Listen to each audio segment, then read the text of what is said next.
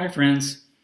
I over the past few months, I have had this ideas in my mind about different aspects of aging, and there's really several reasons for it. I think. Well, for one, I'm getting older and just had a birthday, so I'm sort of experiencing that turn where I'm now old enough where I am well into middle age, and I'm old enough to sort of look back and have a couple of generations now younger than me, because I am considered a boomer. So it's that experience of aging. I'm sort of seeing that firsthand, and by the same token, I therefore have a couple of things that I've been thinking about. For one is ageism, so I'm really starting to see that. I'm really starting to feel that in the culture, and how that what that is in firsthand. And I'll go into that a little more in a minute. But the other side of it is actually, I've been thinking about different topics like how to age well, like how do I want to age, like what as I age, what does a person in their 50s, what does my ideal? I mean, I'm not trying to make a general statement. What is my take on what do I want to be like in my 50s? What do I want to be like in my 60s? What principles do I have to what sort of, not principles necessarily, but what guideposts do I want to follow to get me there and to keep me sort of on course to be, as I age, to be the sort of person that I want to be. So those two things are they're two different things actually, but they're both related. They're both related to aging, and so I'm gonna talk briefly about the first side first, which is sort of ageism. And there's I guess the most prevalent one that I can really relate to now is various things, various comments that I've seen on social media mainly. One I saw not that long ago, and I believe the topic was at that point gay marriage, so it was quite a while ago, I think. And the person making the comment was a younger person, and the person that said something to the effect of, we need all the boomers to die so that we can have the the culture that we want to have, basically was the gist of what he said. And, that's, to me, that's not, that was a very ageist type of comment, because I am a baby boomer, of the baby boomer generation, and so I'm aging. And so while I understand that if you look at surveys, it's the more elderly population, the baby boomer population at the time. I think actually this had been a survey, so it had shown that the people in the baby boomer generation were less accepting. The older you got, basically, the less accepting you were of the change of gay marriage. So I recognize that there is that component to it, that elderly people, or more aged people, tend to have this more social conservative view around lots of topics, and the same thing goes for politically. They're a demographic that votes more conservatively, generally speaking, but it's not any more helpful, really, in my opinion, to class a generation, and even the generation after the boomers, which I think that's called the greatest generation, or no, there's one after the greatest generation. Well, anyway, I can't remember. The one that's directly older than the boomers, that's still alive and still engaged in the culture. I don't think it's really good to, any more than it is any other demographic group to paint everybody in that demographic with the same brush. So whereas we can say, women have more of X characteristic, or maybe African Americans have X amount of some other characteristic, or Hispanics have another.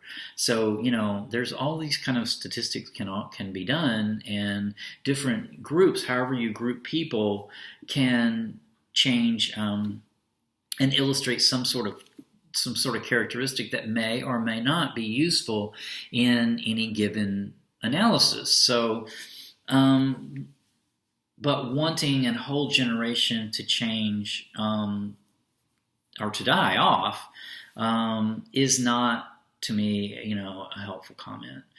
And then another aspect of aging that I ran across personally fairly recently, within the last 6 months or so, was so I was interviewing for a job, and so to interview for a job when you're in your 50s is a lot different in a way than it is interviewing when you're younger, I've discovered through my experience. And one thing I was told, because my resume, of course, the older you get, the longer your resume becomes, because and I was told by an interviewer,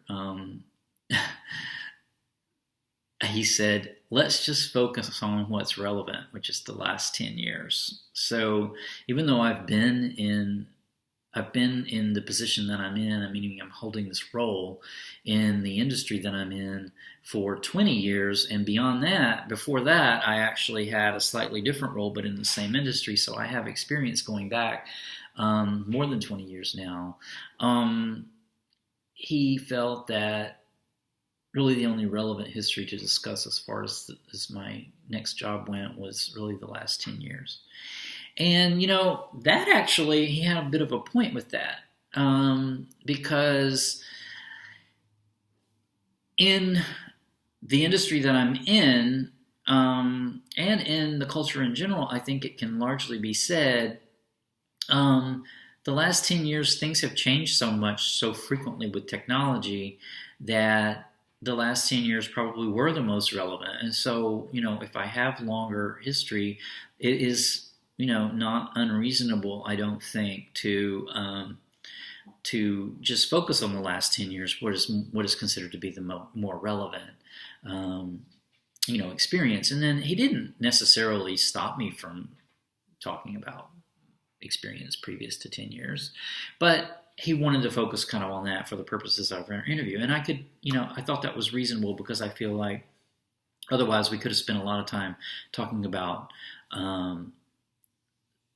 not so relevant, and not spend enough time talking about actually what was probably considered more relevant. So, I thought that was reasonable, but my friends and I, some of my friends who were around the same age as me, and I had a bit of a chuckle about that, because it's like, okay, well, only relevant pre-2005. So, there was that. But that sort of brings me to the next part of kind of what I wanted to chat about briefly, and that is, relevance. So, how I want to age, and how I will define myself as successfully aging. And that comment during that interview is sort of telling to how I feel like is a good tactic, and that is to only take with me into the future the relevant portions of my past. And so I think, my observation of aging is, I think, a pitfall can be to get lost in our past. And I can definitely see how that happens now, the older I get, and interacting with my friends. And we relate a lot of times to, we can relate firsthand, to music from the 70s or 80s, or, even the 60s for my age group, to a degree. I was awfully young in the 60s, but still, I have a memory of it. So we can relate to that firsthand, but how, we have to, I think my challenge is to bring, the relevance when I'm interacting with people today, not everybody has that same frame of reference from that far back. And I think that it's really critical for me. I feel like a successful part of my aging will be to maintain relevance. So meaning bring with me into my present and into my future only those parts of my past that are relevant. And so that's a challenge. It's a challenge to do that and to stay connected to the now. And I think that's another critical part of how I hope to age. And that is, really staying connected to the now. That means staying connected with the, with the culture in general, and with the issues, and with the changing attitudes. And that doesn't necessarily mean we have to adopt them all, but we do need to address them and not just dismiss them, and be open to change. Or I should say. I'm only speaking for me.